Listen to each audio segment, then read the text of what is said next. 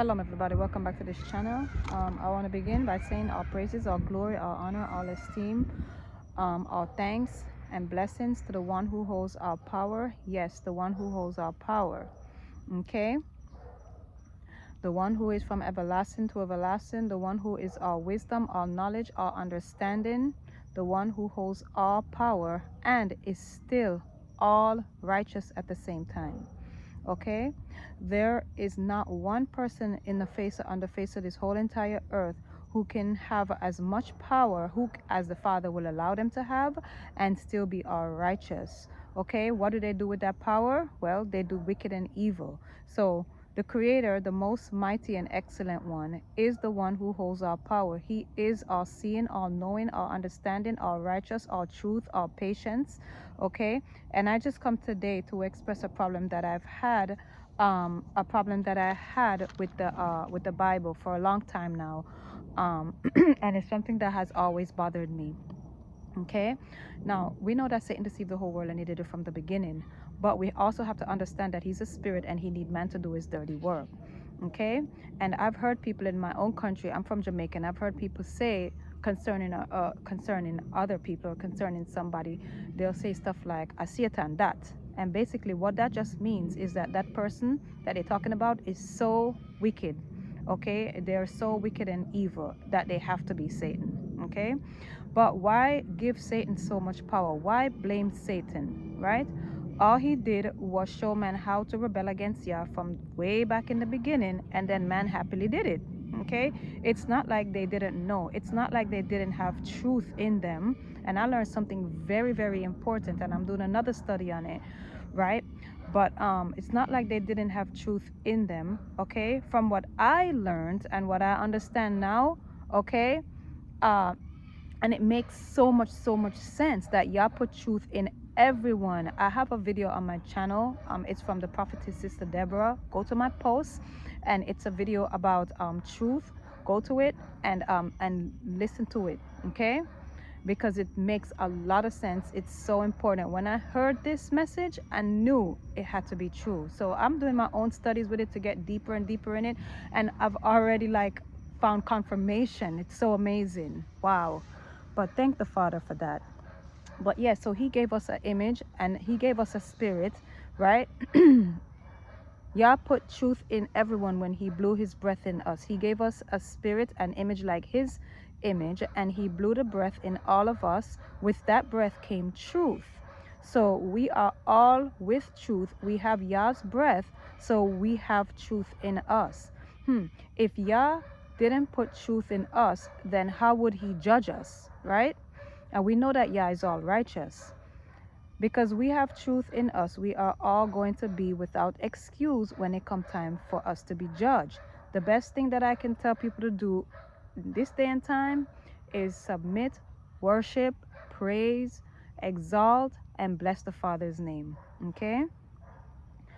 So, I kind of got off topic a little bit, but the problem I have with this Bible is that in many places it doesn't exalt Yah. It doesn't show Yah's power. Okay, man really took that deception baton when they got a hold of the scrolls. So in Genesis alone, we can see where they try to make Yah look like he don't know, that like he doesn't know what is going on, or like he doesn't know what he's doing. And maybe it's just me, maybe I'm just not understanding. But let's look at Noah, for instance. If you go to Genesis chapter 8 verse 1, and Ahiah remembered Noah and everything, it says, Genesis chapter 8 verse 1 says, and Yah remembered, and Ahiah Asher Ahiah, the I am that I am, remembered Noah and every living thing and all the cattle that was with him in the ark. So when I read this, and I asked my daughter about this today, and she said some other stuff, but when I said okay, when I read this, right, first thing, when I had first read it, I said, remembered Noah? What you mean remembered Noah? Wasn't that it your plan for him to go in the ark? You know? So I say, what you mean God remembered Noah? He never forgot. He never forgot. He is the one that ordered that Noah the one that ordered Noah in the ark. He built the ark. He got the animals to go in the ark. It was his plan. He didn't forget his own plan that he had already written from before the foundations of the world. So what you mean? That's what I was asking. Like, what you mean he remembered? You can only remember something if you forgot about it, right? So this Bible like diminishes Yah's power. Okay, man took that deception baton from Satan fully when they got a hold of these scrolls. Okay, man can try to diminish Yah's power, but what will happen is that they can never ever diminish the Father's power, because Yah is, was, and will forever be. Okay, we don't run anything down here. So another thing I have a problem with in Genesis is when it says it repented Yah that he had made man on the earth. Let's go to Genesis chapter 6 verse 5. And it says, and Yah saw that the wickedness of man was great in the earth, and that every imagination of the thoughts of his heart was only evil continually. And it repented Yah that he had made man on the earth. And I'm like, what? Repented Yah? What does repent mean? Like, now a regular person, when they read this, they will say, oh, God is sorry that he made man.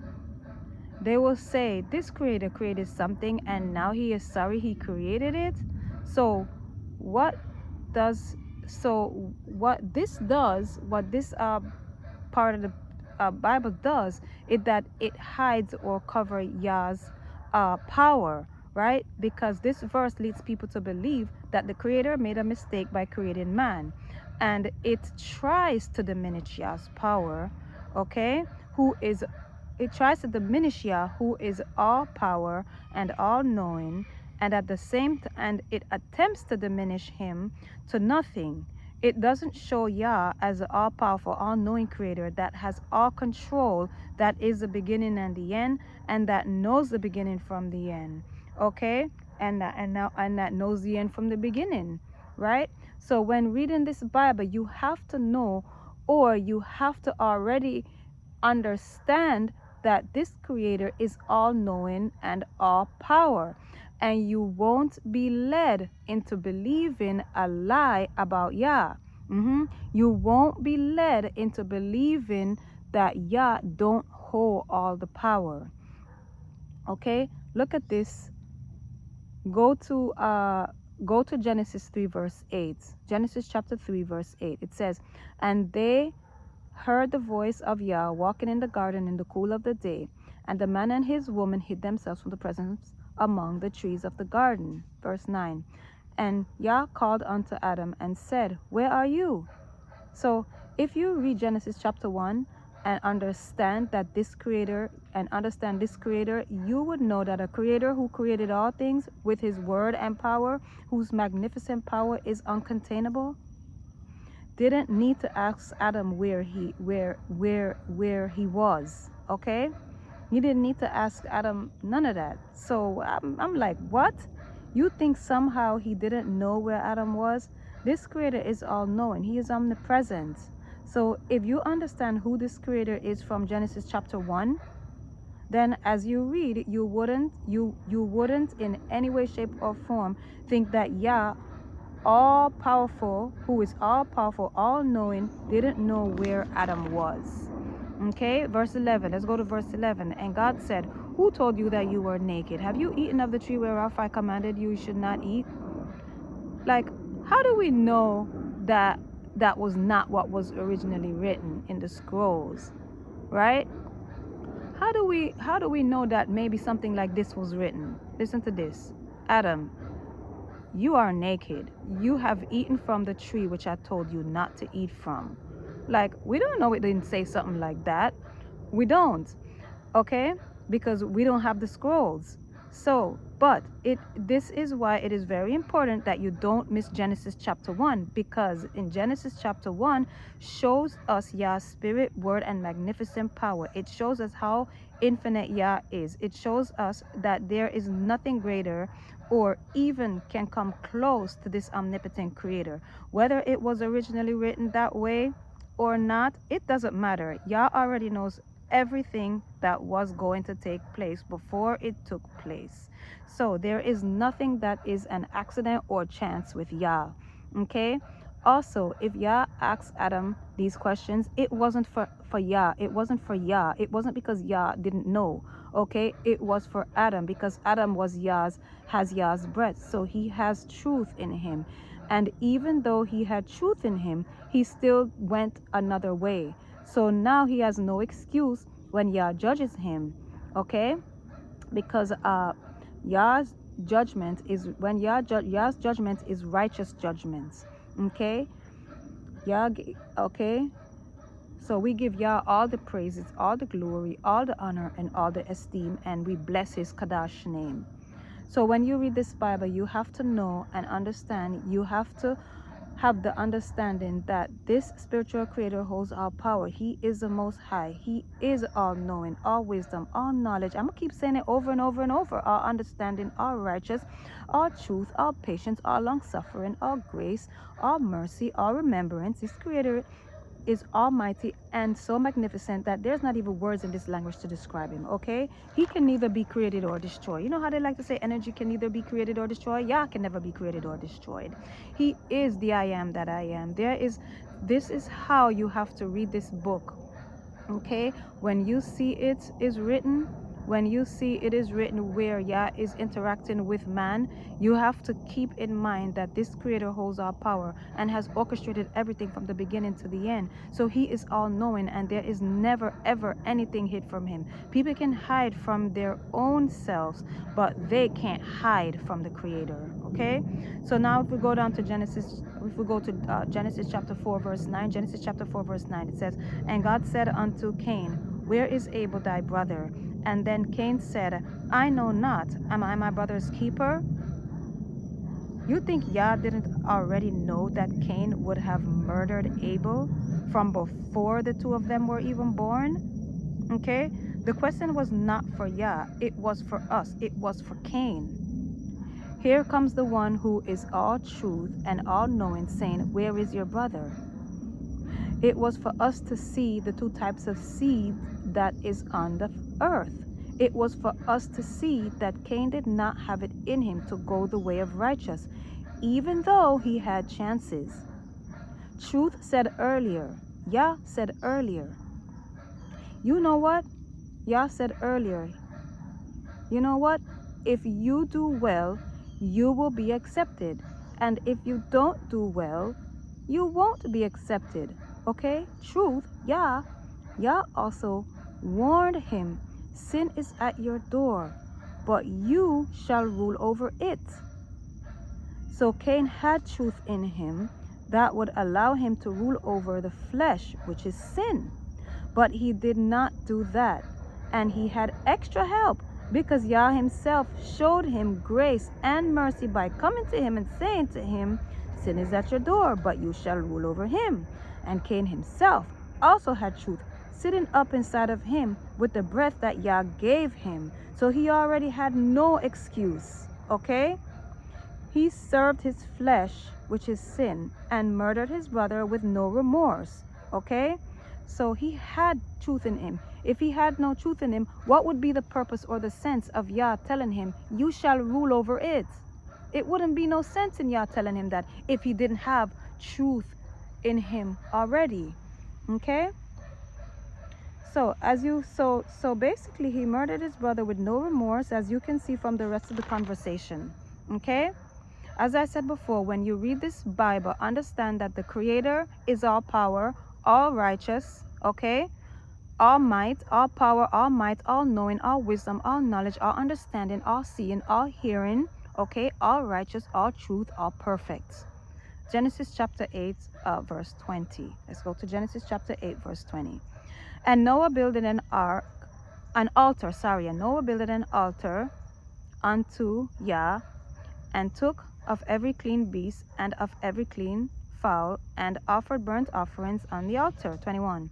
And the Most High Yah smelled a sweet savor, and the Most High Yah said in his heart, I will not again curse the ground any more for man's sake, for the imagination of man's heart is evil from his youth. Neither will I again smite any more any more everything living as I have done. Here is my problem, or my issue. The way it is written, they made it look or seem as if it was Noah that caused Yah, the all-knowing, everlasting, almighty, all-powerful, sovereign creator, to decide not to destroy the earth by a flood anymore. They gave the credit to Noah. They made it seem like, but they gave the credit to Noah, but it was not Noah. It was not Noah who made Yah decided that. Yah is the orchestrator, and that was something orchestrated from before the foundations of the world. So this is written in a way that gives the power to Noah. But when you read it, you got to keep in mind that the almighty everlasting creator Yahuwah, Ahaya Asha Ahaya, is all powerful and all knowing, and is not surprised by any of us or caught off guard by any of us. He has his righteous ones down here that are going to do righteous, of course, with his help. So in the big scheme of things, we ought not to think that any of us have the power to somehow change what was already written, or change what Yah knows is going to happen. Why do you think why do you think there are two books written from the kingdom? Oh, I was gonna go to Revelation, but to talk about the two books that was written from the kingdom, to show and explain more that things are already written. Okay, so it's already written from the kingdom. So don't be coming down here and thinking that we have some kind of power to change Yah's mighty right hand or change Yah's will. No, we don't. So, but I just wanted to bring forth this message and bless and honor our magnificent creator, and just reiterate that he holds all power, because I was just doing another study, and it was concerning something that I learned last night concerning Seth, and it was basically concerning Seth, and that